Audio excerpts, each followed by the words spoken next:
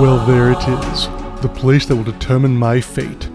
Don't let its unremarkable facade fool you. Within that block-like fortress beneath Interstate 294 lies a chamber so omnipotent that its trials can determine the entire future. Within that labyrinthine garrison of riddles, I shall face my ultimate challenge, the Certified Strength and Conditioning Specialist Examination. My journey to this point is not for the weak of heart, nay, but for the stalwart exercise scientist determined to bring evidence-based best practices to the masses. Well, mainly athletes, but the masses nonetheless. It all started with a capstone.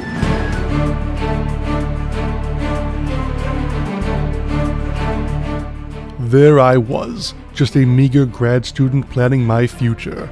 After years away from the fitness profession, I had clawed my way through fire and flames to finally fulfill my dream of becoming a professor and researcher in exercise science. As part of this ultimate goal, I needed a master's degree, and I found myself at the precipice, the capstone in applied exercise science at Concordia University Chicago.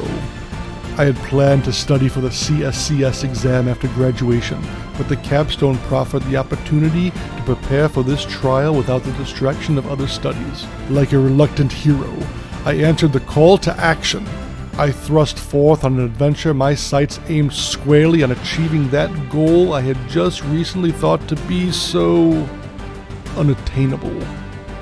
First, I sought an oracle of the highest regard to perchance enlighten me as to what I might encounter on my journey, and indeed, an oracle did I find in the form of NSCA.com, the seat of power and wisdom for the National Strength and Conditioning Association. But woe, dear friends, did I not expect the grave words of foreboding that this oracle did bring to mine ears. At my journey's climax, I would face not one but two multi-headed beasts.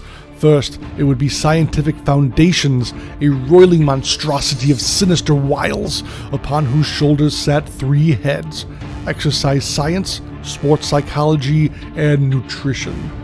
Woe is me, intrepid listener, for I dared believe I had bit off more than I could possibly chew. Yet the oracle hastened on to describe the next dire entity before mine thoughts could even grapple this first incarnation of cognitive threat.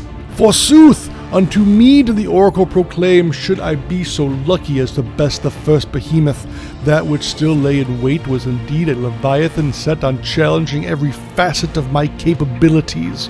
The practical application. Not 3 but 4 heads writhing about on this savage manifestation of in-depth examination, exercise technique, program design, organization and administration, and testing and evaluation. Could I possibly defeat these titans and claim victory? Did I deserve to stand triumphant alongside all the strength and conditioning professionals that came before me? I endeavored to believe so. But foolish is the adventurer that believes they have bested the journey before even the first step.